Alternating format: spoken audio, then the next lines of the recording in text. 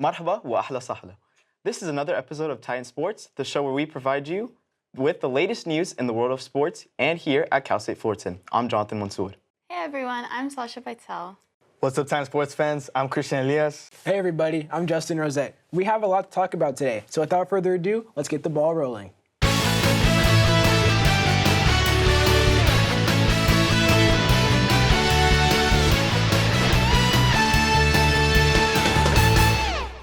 Tipping things off, Justin and Jonathan had the opportunity to talk with fifth-year transfer on men's basketball team, Landon Seaman. Take it away, gentlemen. Thanks, Christian. We are extremely fortunate to welcome Landon Seaman into the studio today. Landon, we're happy to have you here. Thanks for having me. Happy to be here. And so for my first question, you spent 5 years at Menlo College, and so you did a lot there basketball-wise. You're first all-time in points per game, second all-time in total scoring. You won GSAC Player of the Year awards, but also just life-wise. That school, as you mentioned, had only 900 people. Cal State Fullerton has 45,000 students. So I guess sports-wise, but also just life-wise, how has it been transitioning from the Bay Area to Southern California? Yeah, that's a good question. It is a huge difference. I mean, coming from like sad, gloomy NorCal in the Bay to sunny Southern California, I mean, like, I can't complain. I'm happy about it. And then the transition from like less than 1,000 kids to 45 times that, it's been weird for me in a good way, like driving around school on my scooter or whatever, seeing all the people walking to class. It's been a huge like culture shock, but it's been cool and I've enjoyed it. It's been nice. And then at Menlo College, you averaged 20 points per game. Coach Taylor, he mentioned how good of an offensive player you are. Where do you see yourself most dangerous out on the offensive end? On the offensive end, I feel like that left block, that's really my home. That's where my bread and butter was at Menlo. And also around the top of the key, the three area, that's what I've improved on over the summer. Just been working on that shot. So those two spots on the floor are where I'm probably most dangerous at. And so in talking to Coach Taylor before the season started, he mentioned that you were the first recruit they got and you helped bring in other players and you kind of helped shape the culture of this team. So what was it that, or why did you feel the need, I guess, to take on a lead when it comes to shaping the culture of this team? Well, as far as the culture piece go of this team, I feel that we as a team are all like really connected. Me and Davis White, we were the two first like really guys that commit here and everything like that. And we felt that because of what happened last year with the team, you know, in terms of them going like winning 4 games or whatever, we needed, if we wanted to come here, we wanted to change and we wanted to make a mark. So we took it upon ourselves, me and Davis talked about it, to build a culture here that no one can question. That when someone steps in the Titan gym, that they know who we are as a team and they can feel our energy. So we just wanted to reach out to guys before they committed, see how they are as a person, give that feedback back to coach so they know the type of guy that they're going to bring to our program. You mentioned how last year for this program, it was a struggle. Kendrick Luna, he is the only returning player from last season. I'm just kind of curious, what has been some advice he's been telling you about Big West play, especially because you guys are in the same position, and how that relationship has formed? K-Dot, that's my boy. He's my roommate too. And he's talked a lot about last year's team and how, you know, they just sucked, like, in terms of, like, I mean, overall, like, I'm not saying they were bad players, but just overall as a team. And he's told me, you know, that in Big West play, you know, it's not D2 anymore, it's not NAI, the size is different. And we've seen that in some of the scrimmages that we played already. The size is, it is a big factor. But I feel like it doesn't matter how big you are, strong you are, it's just the skill set that you put in, the work that you put in the gym is going to show in the games. So in the scrimmages so far that you mentioned that it has been an uptick in pace and strength. How has the team done so far in those scrimmages, and like what has been working for you so far in those scrimmages? I feel like so far in the scrimmages we've been doing pretty good. I mean, not where we want to be at, obviously. It's still early in the season, but in terms of where we are right now, I think it's been great. We have high energy. We're taking pride in our defense, and we're executing for the most part on offense. And that's kind of what we want early on in the season. So I feel like we've been doing pretty solid. And then my last question for me is, your favorite player is Larry Markkinen, and yesterday he scored 51 points. And I'm just kind of curious, why is he your favorite player, and do you guys have any similarities in your guys' game? Laurie Markkinen is top 5 all time for me, first of all. I'm going to say that. I love Laurie. I love my white boy. And me and his play styles, kind of different. It's just like a big thing. I don't know. I love my tall, athletic white boys. Like growing up, I watched Blake Griffin all the time. You know, just trying to be like him, like go outside and do dunks. And then I'm a Jazz fan. diehard Jazz fan. So I just chose Laurie a couple years ago. I was like, this guy's kind of good. And then I just stuck with him. Can you get up like Blake Griffin? Some days, but We're gonna see it on the court. We're gonna see it on the court this year. Trust. Being a Jazz fan, I'm sorry about that, but Yeah. no, I feel like you and Laurie Markkinen, you guys are both bigs who can shoot the ball from the outside and mostly just try to do your work in the paint. So I feel like your play style isn't too far off. But for my last question, I want to ask. Obviously, Coach Diedrich Taylor, he has a long storied career here at Cal State Fullerton. What has been your relationship with him so far, and I guess how has he encouraged you so far since you've gotten here? With DT, as far as our relationship goes, it's pretty solid. He's a real down-to-earth guy. He doesn't try to do too much. It just keeps it real with us. He'll joke around with us.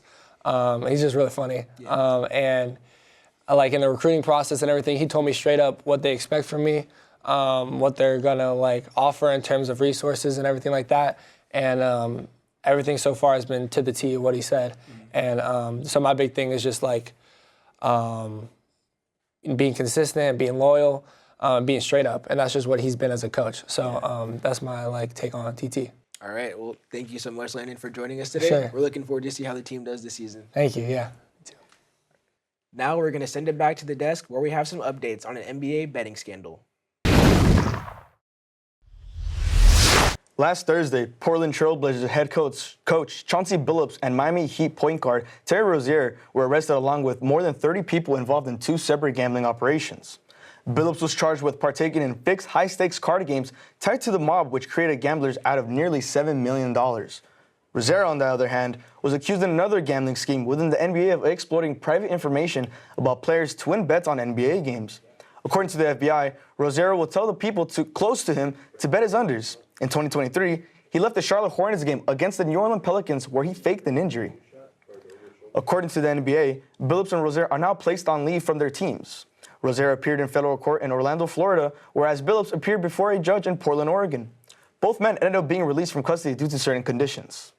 If Rozier is found to have limited his participation for betting purposes and Billups is found for sharing insider betting information, their contract will be nullified and the careers can be over. Both men will be facing criminal charges and are set to appear in Eastern District Court in Brooklyn. Billups will have his first hearing on November 24th and Rozier on December 28th of this year. All right, guys, so we've talked about something like this before with betting. Now it's getting a little more serious. What do you think, guys, is for the future on betting now? I just don't understand why athletes who are making millions of dollars are risking their careers for a couple of $100,000. I just don't get it. I mean, you can ask the question, where is betting going? I mean, clearly in professional sports, it's going downhill, and still it's being advertised over and over again. I just don't understand.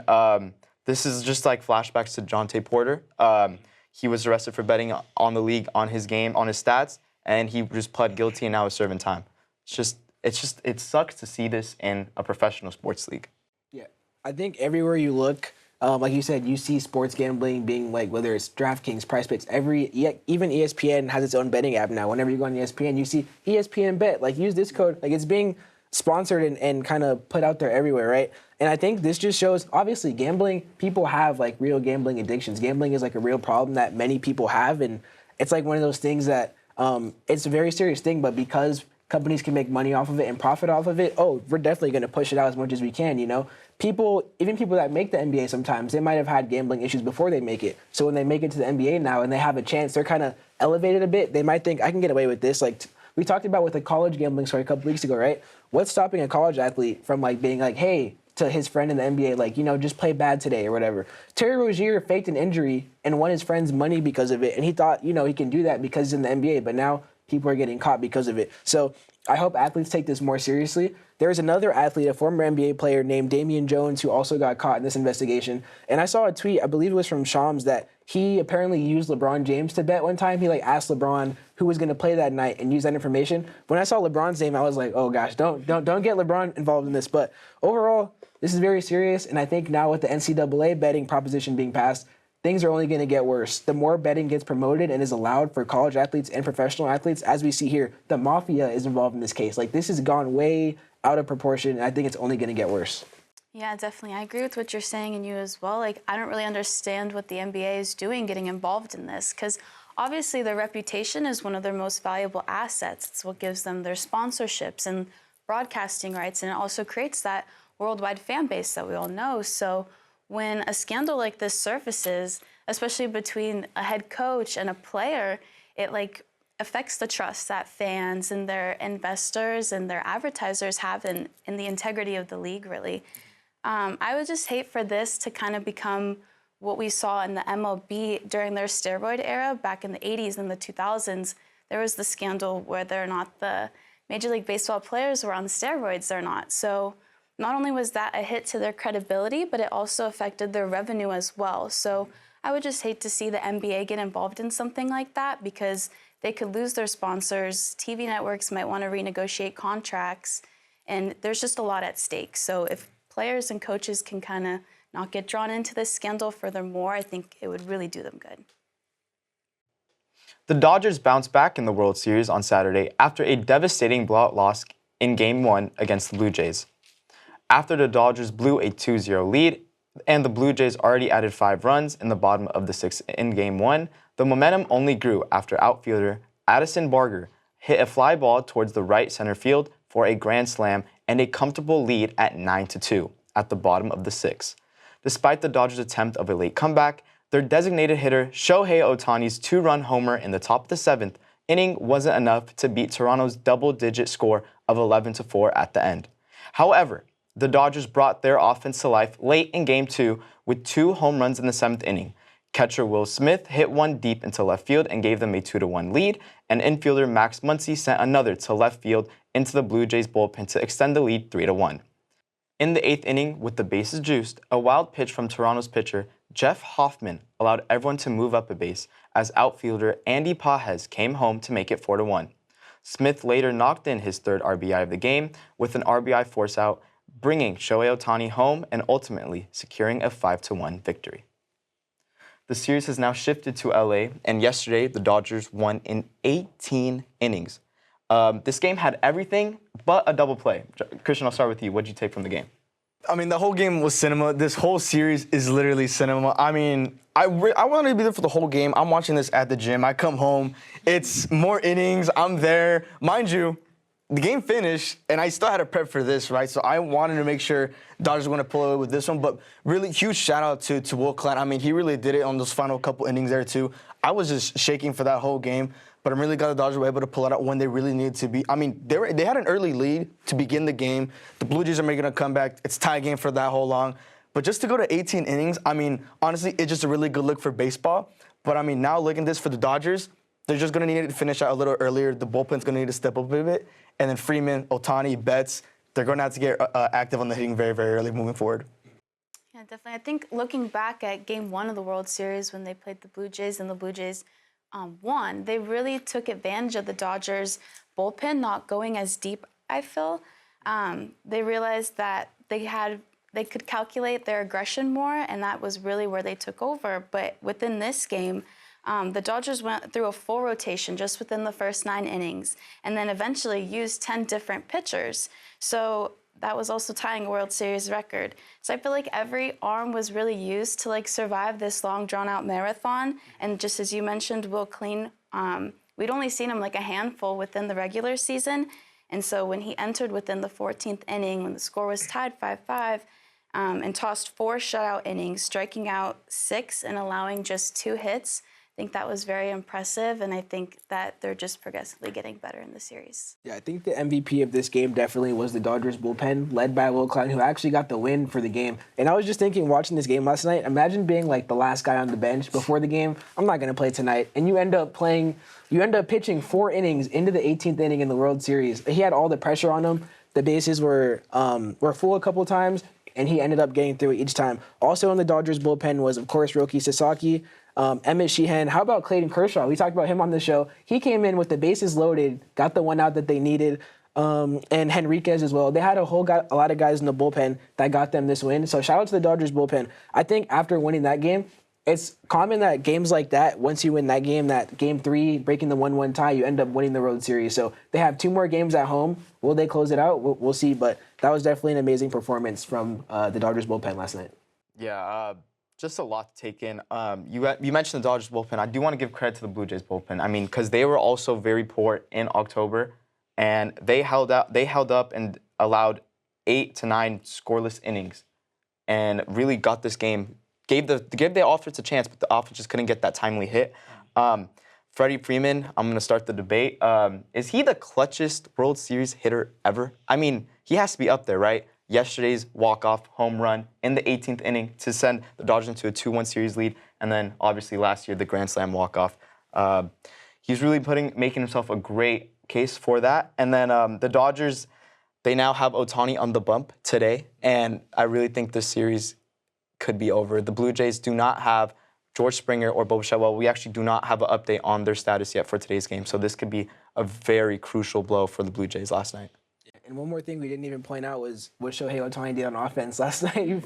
When they were throwing the ball, when they were pitching to him, 4 for 4, 2 doubles, 2 home runs. I mean, you can't say enough about his performance this postseason, this whole season, and just he's worth every bit of that $700 million they paid him. And also just what an amazing game this was for the MLB, as you pointed out, 18 innings. The only other time that happened was also a Dodgers Game 3 in LA, which they also won, and that was off a Max Muncy home run in 2018, this time off Freddie Freeman home run. So that was an amazing game for all of the MLB fans around that were at the stadium and just around the world last night. The Denver Broncos went into Dallas on Sunday and left with a statement win, crushing the Cowboys 44-24, extending their winning streak to 5 games. The Broncos set the tone early. After an opening drive interception, quarterback Bo Nix settled in and torched the Cowboys defense, finishing 19 of 29 for 247 yards and throwing for 4 touchdowns. Rookie running back R.J. Harvey was the star of the day, beginning the Broncos scoring with a 40-yard rushing touchdown and finishing with 3 total touchdowns. On the other side, it was a rough afternoon for Dallas. Quarterback Dak Prescott struggled to find consistency, throwing for just 188 yards and 2 interceptions. The Cowboys defense had no answer for Denver's balanced attack and allowed over 400 total yards.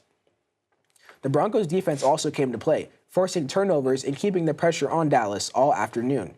Denver's front 7 held the Cowboys scoreless in the second quarter and never let them back into the game. This win pushes Denver to 6-2, while Dallas drops to 3-4-1. With rookies like Nix and Harvey leading the way, the Broncos look like one of the most dangerous teams in the AFC right now. As for the Cowboys, they'll need to regroup quickly. Their defense has too many questions left unanswered. So, guys, the Dallas Cowboys, sorry, Christian, we see you're in your funeral outfit today, mourning the Cowboys. They once again got destroyed by a team they probably shouldn't have, but the Denver Broncos look very good. They're 6-2 now. The Cowboys, as we mentioned, 3-4-1. What did you guys see from this game on Sunday? I thought what was most impressive from the Broncos was their ability to score within every quarter. That really marks their offensive strength, which is, I was confident in their defense. I just wasn't sure how their offense was going to play against the Cowboys. But they were averaging 6.8 yards per play and converting 8 of their 12 third downs. So that's nearly 63% efficiency, and top offenses are nearly breaking 50%. So they're also averaging 28 points across the last 3 games, and I think that's a sign that their offense has turned the corner under Bo Nix. So I think if they continue to carry this level of execution into the divisional games and maintain this strong offense paired with defense, that they'll really perform well. 77 points. 77 points the Broncos have scored in their last 5 quarters. That makes no sense. How is that even possible? Cowboys defense. Anything's possible. I mean, I'm very scared of what Kyler Murray is going to do to us next week. Any quarterback can look good going against that defense. I'm going to get to that. Yes. But this Cowboys secondary in their defense is depleted with injuries. They could not set the edge against the run at all. Dobbins, he had 111 rushing yards. R.J. Harvey, 2 touchdowns, 1 from 40 yards, like you mentioned. Bo Nix was just picking this defense apart. He had everything going his way, and Dak Prescott, he was just under duress all game. I'll just go to you for now, and then I'll talk about you guys' upcoming matchup later. It's been the story for the Cowboys this whole season, and it's been that defense. Obviously, being a little delusional, I was hoping Matt Eberflus can probably turn his defense around with the pieces we have. And that's not obviously the case here. I mean, this is statistically the worst Dallas defense so far this season for this team. I mean, it's the 5th time this season a quarterback has thrown 3+ touchdowns against Dallas. This is the second most all-time in franchise history.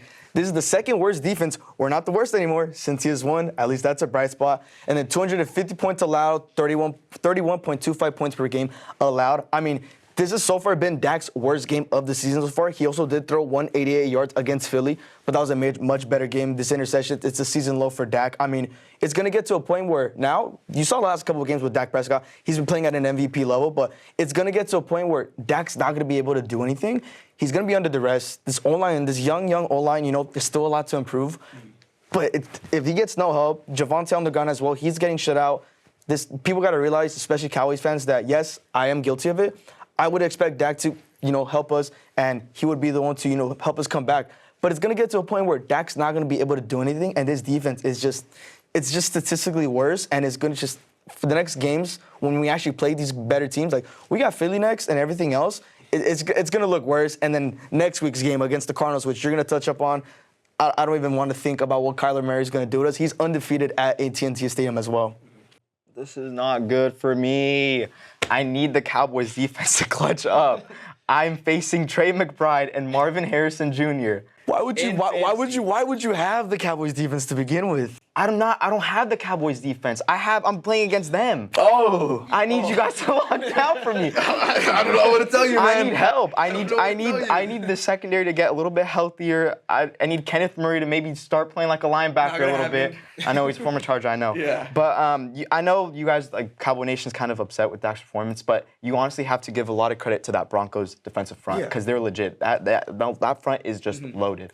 I'm not even blaming Dak in this game at all whatsoever. It was not his fault. And there's still going to be Cowboys fans, there's still going to be sports fans out there, they're going to find a way to blame Dak Prescott. But it definitely was not his game at all. It was definitely not his fault at all whatsoever. So we mentioned, obviously, looking down for the Cowboys. I wanted to ask on the flip side, the Broncos, 6-2, first place now in that division, above the Chiefs even. See Jonathan shaking his head. Are the Broncos legitimate contenders? Are they going to win this division? What do you guys think? Bo Nix is 0-3 versus Justin Herbert. I rest my case. Go on. Good things always come to an end. You never know. Are the Broncos legit contenders, Christian? Yes. You think so? And I do have to admit that. I really do have to admit that. Only thing good that came out of this game was me starting Troy Franklin on fantasy. Okay. That is the only thing that came out good. To your point, this next 4 to 6 weeks is going to be really crucial for the Broncos as Patrick Surtain, he injured his pec and he's going to be out 4 to 6 weeks. So that defense just took a big hit.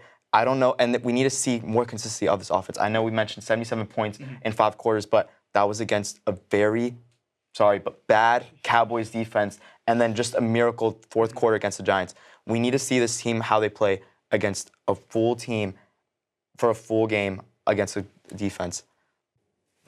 Sasha, coming to you lastly, do you see the Broncos as legitimate contenders in the division? Yeah, I think if they, like I was saying earlier, if they continue to elevate their offense and stay strong with their defense, I do think that they would be an AFC West contender very strongly. And yeah, just make sure they keep up with the consistency.